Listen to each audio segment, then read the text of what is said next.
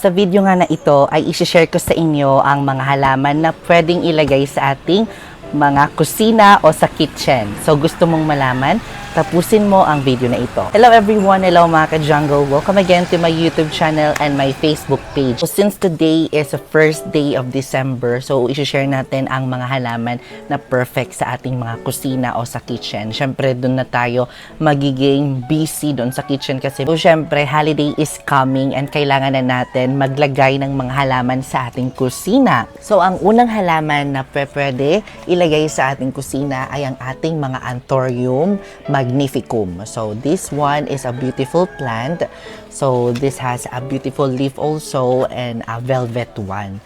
So pwede po itong ilagay sa ating kusina dahil nga nagtatribe po siya sa ating loob ng bahay. So since ang ating kusina ay medyo hindi po siya nakakuha ng sunlight, so enough naman po at tutubo naman po ang ating mga magnificum Anthurium at very traditional po ang halaman na ito at kahit saan po makikita nyo, pwede ito sa indoor plant. So ang ating mga Anthurium magnificum ay hindi naman po siya gaanong maselan sa pag-aalaga.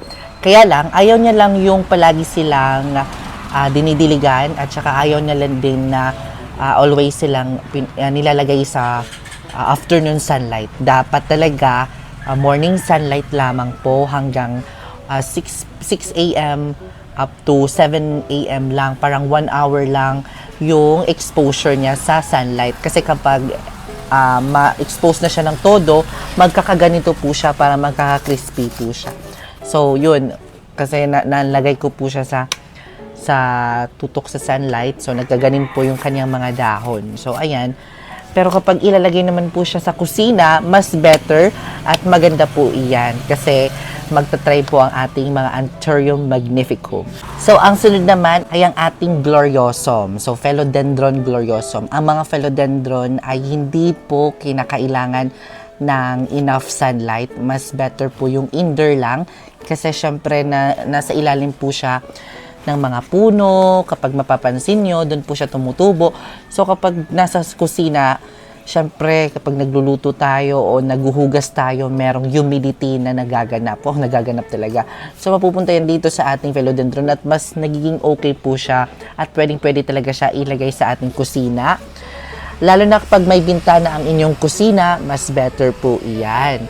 Kasi tutubo po ito. So, napakaganda po ang halaman na ito. One of my favorite also. And this has a new leaf here. Ito po yung bago niyang dahon. Kasi nalipat ko na po ito.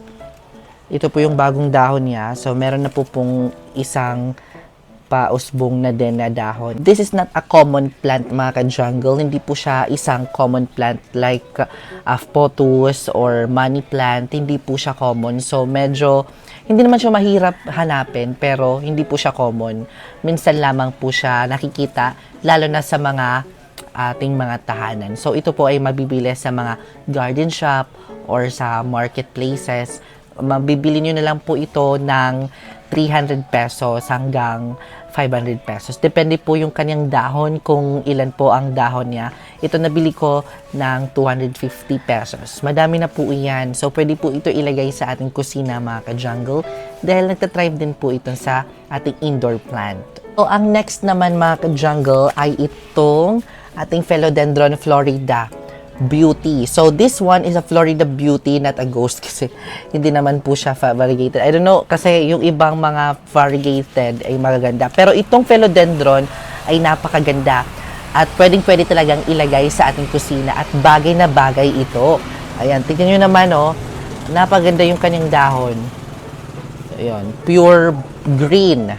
Yan, parang nasa jungle. Kapag meron kayo nito sa inyong mga kusina o sa center table ninyo sa kusina, maganda din po itong i-display kasi nga hindi po siya namamatay doon sa ating loob ng bahay. Hindi parehas ng mga ibang plants na need po siya talaga ng sunlight. Ito kahit maliit lang na kaunting sunlight, okay na po yung ating mga philodendron. Ayan. So, actually, pinasok ko na din ito sa aking loob ng bahay at ayun, napakaganda po ng halaman na ito. So, ito po yung type ng philodendron na trailing at pwede niyo pong lagyan ng pole o di kaya nagkakapitan dito para mas dumami at lumaki po yung kanyang mga dahon. So, ang pag-aalaga po dito ay hindi naman po siya maselan. So, same lamang po siya ng mga normal na philodendron. Napaka-easy po ang halaman na ito. So, ang next naman mga ka-jungle na halaman ay ang ating mga monstera. Yes, monstera adansonii ay pwedeng-pwede po ilagay yan. So, kung nakikita nyo yung mga artista, yung mga sikat na mga artista natin, ay meron din po silang mga alaga nito sa kanilang kusina. Kasi napakaganda po ng halaman na ito. Tingnan nyo naman, para po siyang plastic tignan. At kinaganda dito, kapag ilalagay mo po siya sa kusina, hindi po siya mamamatay. Kasi nga, kahit kaunti lamang po na sunlight o grow light lamang po ang kanyang masasagap sa kanyang mga dahon, ay tutubo pa din ang halaman na ito at hindi po siya malulusaw. So, ang kinaganda dito ay hindi po siya mahirap alagaan. Same lamang po siya ng pag-aalaga ng ating mga pothos plant kasi napaka-easy. Nabe-mention ko palagi, napaka-easy po ang halaman na ito. Yun po, meron po siyang fenestration. Meaning ng fenestration, yung may mga butas po sa kanyang mga dahon. So, yan po yung ating Monstera adansonii. So, ang next naman na halaman, itong Mandula pothos. So, maraming variety ng pothos. Meron tayong Enjoy pothos, at golden pothos. Ito, Mandula. Meron naman po yung marble. Nagkamali ako nung nakaraang vlog. Nagkamali ako ng banggit nito. Kala ko ito kasi Mandula. I mean marble. Ito pala ay Mandula. Parang kasi same na same sila. So, itong Mandula pothos ay pwedeng-pwede din sa loob ng kusina. Kasi nga, pag ihang mo lang po siya or ilalagay mo po siya sa bandang hugas, sa may hugasan area, ganun, pwedeng-pwede po siya ilagay. Kasi nga, mas gusto nga niyan yung palaging nababasa siya. Siyempre, pag naghuhugas naman tayo, pwede nating diligan na lang yung itong mga halaman na ito. So, mas tutubo at dadami at mas maging trailing po siya. At mas maganda tignan kapag merong mga halaman sa ating kusina na mga Mandula pothos. At ito po din po ay lucky, swerte po, ngayong 2024. So, ang next naman na halaman mga ka-jungle ay hindi magpapatalo. Wow, ang ating Enjoy pothos. Pwedeng-pwede po ito sa loob ng ating mga kusina at recommended ko din po ito sa inyo kasi kapag ilagay nyo po ito ay mas magiging maganda po ang inyong kusina. At ang kinaganda po dito ay hindi po siya mahirap alagaan at long-lasting plant po ito. Kahit magputol po kayo ng ganitong dahon na ito, tutubo at tutubo pa din ito at hindi mamamatay.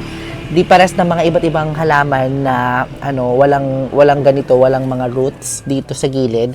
So, madalim lamang po siya silang malusaw, pero ito ay long-lasting.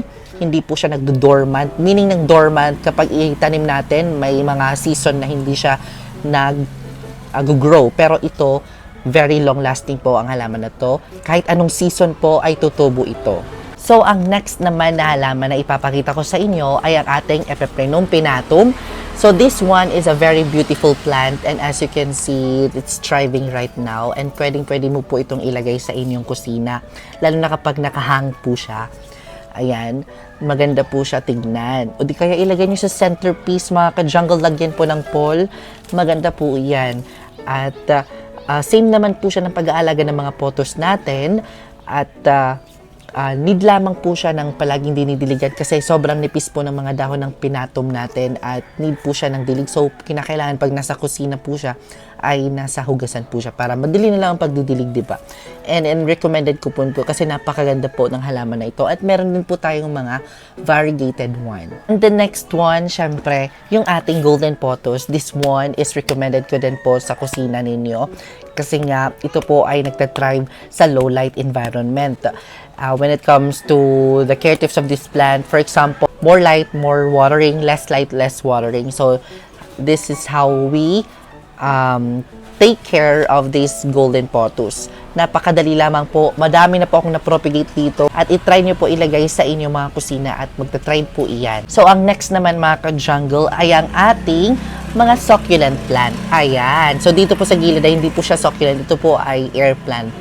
Pero sa susunod, i-explain ko yung air plant. Pero yung mga succulent plant natin ay pwedeng-pwede talaga sa kusina. Sinasabi nyo na bakit pwede, hindi naman po siya palaging dinidilig. Sa kusina, di ba, palaging basa. Ganon. Pero alam nyo ba, depende po iyan sa succulent. Pero yung mga succulent, mga ganito, ito, yung mother of millions, ay pwede po iyan ilagay sa inyong kusina. Mas gaganda at pampaswerte po iyan.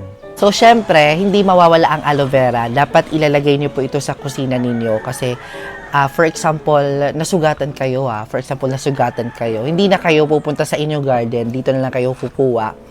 Kung napasok kayo or dito na lang kayo kukuha, at least ito ay herbal din at medicinal plant na pwedeng ilagay sa kusina, and that is the reason na bakit dapat nandoon siya sa kusina kasi mas mabilis na lang po ang pag-treat sa atin. For example, instances na mga emergency lang.